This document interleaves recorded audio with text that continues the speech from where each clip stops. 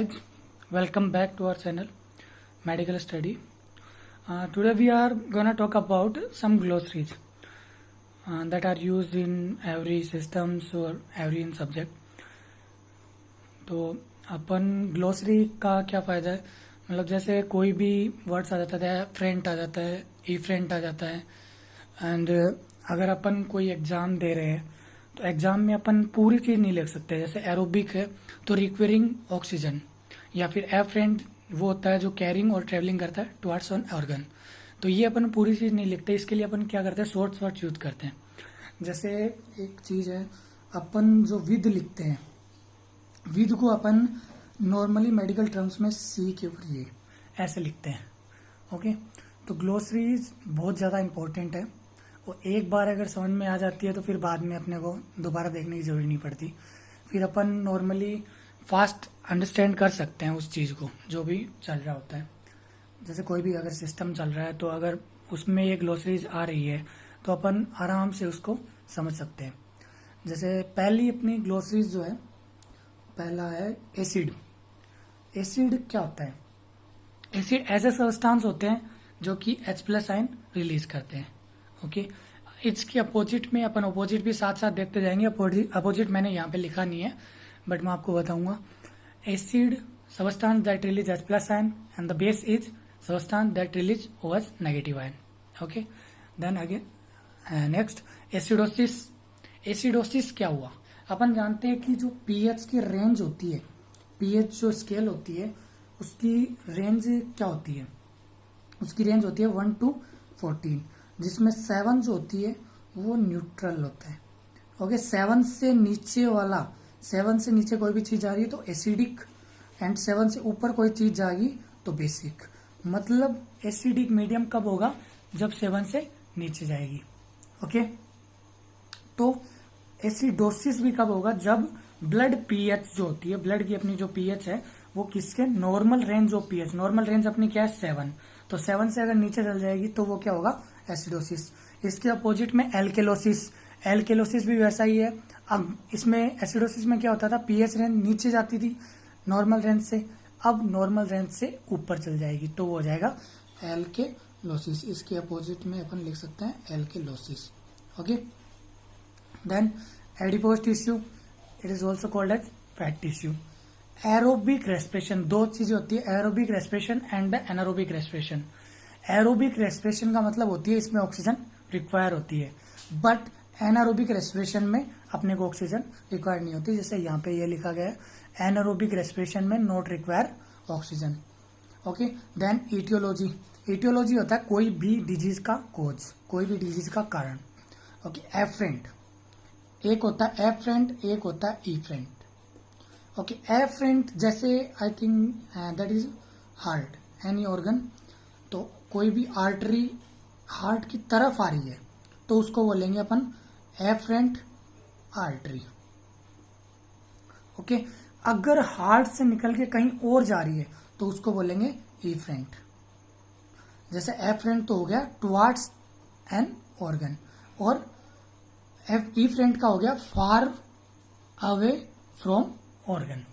Okay, now alveolar ventilation sorry, alveolar ventilation अपन जानते हैं कि अपन ने रेस्पिरेटरी सिस्टम अभी पढ़ा नहीं है, बट नॉर्मली अपन जानते हैं कि एल्वेलाई में अपना गैसेस का एक्सचेंज होता है।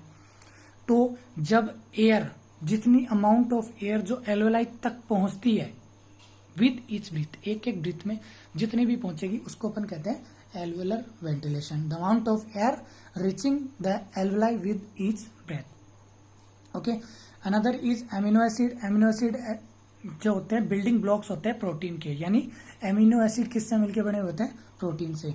एनारोबिक रेस्पिरेशन के बारे में अपन ने ऊपर बता दिया। एनाइन नेगेटिवली चार्ज आयन, ये अपन सभी जानते हैं, नॉर्मली अपन पहले भी पढ़ चुके हैं बहुत बार।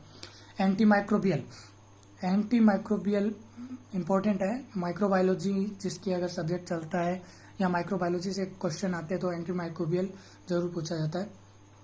ए सबस्टेंस और मैकेनिज्म दैट किल्स और inhibit growth of micro organism, यानी ऐसे सबस्टेंस, ऐसी मैकेनिज्म जो क्या करे, या तो माइक्रो ऑर्गेनिज्म को किल करे या फिर उसकी वृद्धि को रोक दे।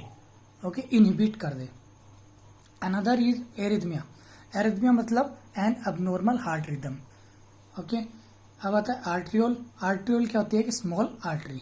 Now anaesthesia. एनेस्थीसिया का मतलब होता है सुन्न करना। नॉर्मली अपन कोई भी सर्जरी करते हैं तो उसमें यूज करते हैं।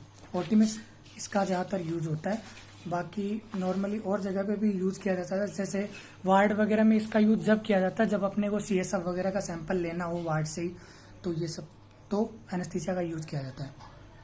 Okay, now cardiac output. Cardiac output amount of blood ejected by one ventricle in every minute. अपन जानते हैं 2 वेंट्रिकल्स होते। अब इसमें क्या है? The amount of blood ejected by one ventricle, यानी लेफ्ट वेंट्रिकल के द्वारा या राइट वेंट्रिकल के द्वारा एवरी मिनट में जो अमाउंट होता है ब्लड का इजेक्टेड किया जाता है, बाहर निकाला जाता है, उसको अपन कहते हैं कार्डियक आउटपुट। कार्डियक आउटपुट का फॉर्मूला क्या होता है? Heart rate into stroke volume. As we know heart rate normally 72 beats per minute. Okay, cation a positively charge ion. Now central nervous system. Central nervous system क्या क्या contain करता है? इसके अंदर क्या क्या आता है? ब्रेन और spinal cord. Cerebrospinal fluid, इसकी मैंने अलग से वीडियो भी बना रखी है सीएसएफ पे, बहुत ठीक है, टॉपिक अच्छा है, इंपॉर्टेंट भी है। जो ये फ्लूइड होता है जो कि किस में पाया जाता है? अपने ब्रेन और स्पाइनल कॉर्ड में। ओके, जो अपन स्पाइनल एनेस्थीसिया देते हैं उसमें भी इसको ध्यान में सब अरेक्नोइड स्पेस में ही दिया जाता है जहाँ पे ये सीएसएफ प्रेजेंट होता है। अब आता है कोगुलेशन। कोगुलेशन मतलब ब्लड का क्लॉट हो जाना, ब्लड का एक जगह इकट्ठा हो जाना। Deglutition, swelling, dehydration, excessive loss of water from body. Okay, now diuresis, passing of urine. Epidermis, जो अपनी स्किन की आउटर मोस्ट लेयर होती है उसको अपन कहते हैं epidermis. External respiration. External respiration क्या होता है? Exchange of gases in the lungs. Okay, exchange of gases in the lungs. Fertilisation, जब ओवम और स्पर्म मिलते हैं, फीमेल का ओवम एंड मेल का स्पर्म जब मिलते हैं तो ये क्या करते हैं? जाइगोट का फॉर्मेशन करते हैं। ओके, जो देन वो किस में ग्रो होता है? फीटस में, जिसको अपन ये पूरी स्टेप्स होती है अपन इसको बोलते हैं फर्टिलाइजेशन।